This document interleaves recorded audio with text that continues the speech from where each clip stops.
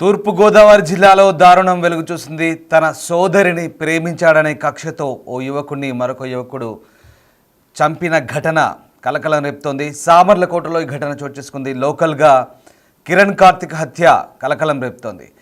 వేమవరం చెందిన యువతి కార్తిక్ లవ్ చేసుకున్నారు. తన సోదరితో లవ్ ట్రాక్ నడుపుతున్నాడంటూ కార్తీపై కోపం పెంచుకున్నాడు కృష్ణప్రసాద్. జూన్ 24న పార్టీ ఇస్తానని తీసుకెళ్లి కార్తిక్ తలను నేలకు కొట్టి గొంతు నులిమి హత్య చేశాడు. ఆ తర్వాత శవాన్ని అక్కడే పాతిపెట్టి పరారయ్యాడు.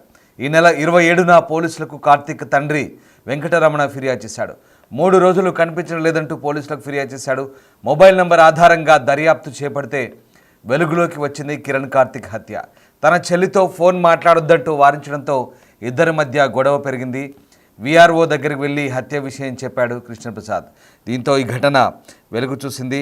తూర్పుగోదావరి జిల్లా కాకినాడలో ఈ ఘోర దుర్ఘటన ప్రస్తుతం కలకలం రేపుతోంది. తన చెల్లితో చనువుగా మాట్లాడుతున్నాడన్న కోపంతో ఓ యువకుడిని ఆ బాలిక సోదరుడు మరొకరితో కలిసి గొంతు నులిమి హత్య చేసిన ఘటన కాకినాడ జిల్లా సామర్లకోట మండలం బ్రహ్మానందపురంలో చోటు చేసుకుంది. మండలంలోని వేమవరం గ్రామానికి చెందిన నొక్కు కిరణ్ కార్తిక్ గత నెల 27న అదృశ్యమయ్యాడని అతని తండ్రి వీర వెంకటరమణ పోలీసులకు ఫిర్యాదు చేశాడు. కూలీలకు ఎక్కువ డబ్బులు ఇచ్చాడని తాను మందలించడంతో ఇంటి నుంచి ఎటో వెళ్ళిపోయాడని అందులో చెప్పారు. అయితే కేసు నమోదు చేసిన పోలీసులు అతడి మొబైల్ నంబర్ ఆధారంగా దర్యాప్తు చేపట్టారు. మరోవైపు గ్రామానికి చెందిన నూలకతట్టు కృష్ణప్రసాద్ తల్లిదండ్రులతో కలిసి హైదరాబాద్లో ఉంటూ 20 రోజుల క్రితమే గ్రామానికి వచ్చాడు. తన చెల్లితో కిరణ్ కార్తిక్ ఫోన్లో ఎక్కువగా మాట్లాడుతుండడంతో వద్దని వారించాడు. ఈ క్రమంలో ఇద్దరికీ వాగ్వాదం జరిగింది. గత నెల 24న కృష్ణప్రసాద్ తన స్నేహితుడు దూళ్లపల్లి వినోద్ పార్టీ ఇస్తానని నమ్మించి కిరణ్ కార్తిక్కు బ్రహ్మానందపురం జగనన్న లేఅవుట్లోకి తీసుకెళ్లారు. అక్కడ కార్తిక్ తలను నేలకు కొట్టి గొంతు నులిమి హత్య చేశాడు. మృతదేహాన్ని మట్టి దిబ్బలో పూడ్చి చేసి 2 రోజుల తర్వాత కృష్ణప్రసాద్ హైదరాబాద్ వెళ్ళిపోయాడు.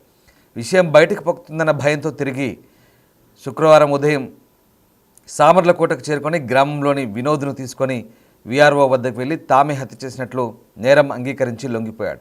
వీఆర్ఓ ఫిర్యాదుతో అదృశ్యం కేసును పోలీసులు హత్య కేసుగా మార్చారు. తహసీల్దార్ చంద్రశేఖర్ రెడ్డి ఆధ్వర్యంలో కార్తిక్ మృతదేహాన్ని వెలికితీశారు. హత్య జరిగి 10 రోజులు కావడంతో మృతదేహం కూలిపోయింది. దాంతో అక్కడే పోస్టు మార్టం నిర్వహించి బంధువులకు అప్పగించారు. తమ కుమారుడి హత్యకు కారకులైన వారందరినీ శిక్షించాలని తండ్రి వీర వెంకటరమణ, తల్లి స్వరూప కన్నీరు మున్నీరుగా విలపిస్తూ డిమాండ్ చేశారు. దీంతో ఈ హత్య ఘటనతో ఒక్కసారిగా సామర్లకోటలో కలకలం రేగింది. ఒక యువకుడు మరొక యువకుని తన సోదరిని ప్రేమిస్తున్నాడన్న కోపంతో దారుణంగా పిలిచి మరీ నమ్మించి హత్య చేసిన ఘటనతో ఒక్కసారిగా కలకలం రేపింది. కిరణ్ కార్తిక్ను పార్టీకి అని పిలిచి మద్యం పట్టించి ఆ లేఅవుట్లో చంపి పాతిపెట్టాడు కృష్ణప్రసాద్, అతని స్నేహితులు.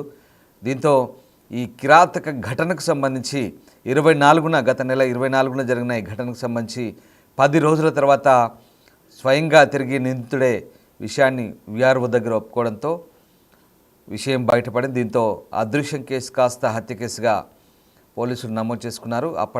తన కుమారుడు కిరణ్ కార్తిక్ కనిపించలేదంటూ ఫిర్యాదు చేసిన తల్లిదండ్రులు విషయం బయటకు తెలియడంతో కన్నీరు మున్నరయ్యారు.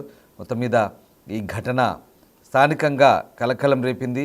ఒక్కసారిగా తూర్పుగోదావరి జిల్లా సామర్లకోటలో జరిగిన ఈ ఘటనతో లోకల్గా అలజడి రేగిన పరిస్థితి. అయితే నిందితులను కఠినంగా శిక్షించాలంటూ తల్లిదండ్రులు కోరుతున్నారు. తమ కుమారుణ్ణి రకంగా హత్య చేసిన నిందితులను ఎట్టే పరిస్థితిలో వదిలిపెట్టద్దంటూ కోరుతున్నారు. ఇక ఈ ఘటనకు సంబంధించి జిల్లా పోలీసులు స్పందించారు. ఘటన ఎలా జరిగింది, ఘటన జరిగిన తీరు సంబంధించి పోలీసులు మాట్లాడారు. ఒకసారి చూద్దాం. 24/6/2025 11 గంటలకి వేమవరం నొక్కు వీర వెంకటరమణ గారు వచ్చి వాళ్ళ అబ్బాయి మిస్ అయ్యేదని కంప్లైంట్ ఇచ్చారు. ఆ కంప్లైంట్ మీద కేసు రిజిస్టర్ చేశాను. ఆ కంప్లైంట్ ఆ ఫిర్యాదు సారాంశం వాళ్ళ అబ్బాయి ఇంటర్మీడియట్ సెకండ్ ఇయర్ ఫిజిక్స్ రాయడం. ఆ తల్లితో పాటు జిజిస్ కట్టుకుని లేబర్ వర్క్ చేయించుకుంటారు. దానికి లేబర్ వర్కర్స్ని తీసుకువెళ్తూ ఉంటారని చెప్పేసి ఆ వర్కర్స్కి డబ్బులు ఇచ్చే విషయంలో కూడా కొంచెం వాళ్ళకి సరిగ్గా చూసుకోకుండా ఇచ్చాను. దాని మీద నేను మందలించాను. ఆ విధంగా మిస్ అయ్యాడనే కంప్లైంట్ ఇచ్చారు.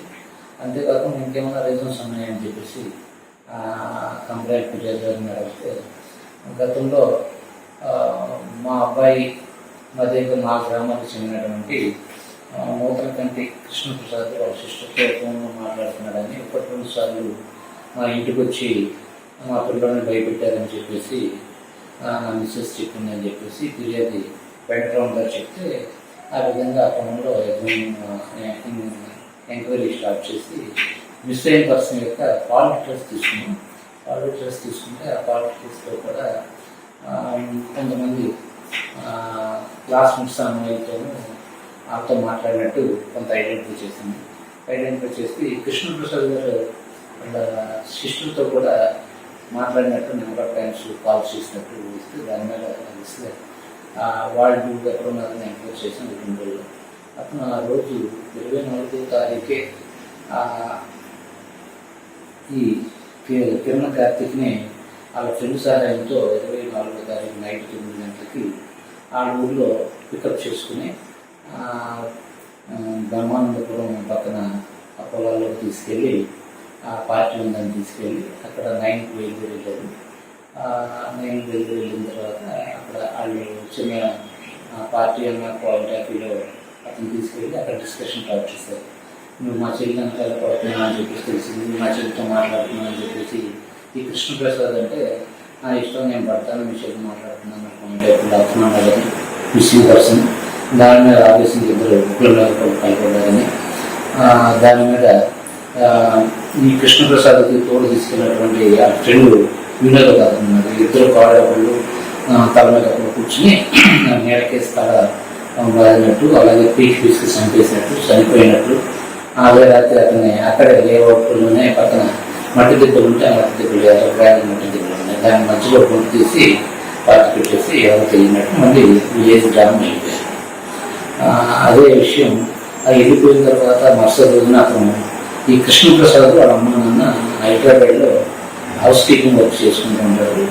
అక్కడికి వెళ్ళిపోయి మళ్ళీ అతనే నేను చేసిన తప్పు నాకు రేటింగ్ ఎంత పట్టలేదని చెప్పేసి వచ్చి ఈరోజు మార్నింగ్ విఆర్ఓ గారి దగ్గర సరెండర్ అయ్యి విఆర్ఓ గారి దగ్గర ఎక్స్ట్రా జ్యుడిషియల్ కన్ఫ్యూషన్ స్టేట్మెంట్ ఇచ్చి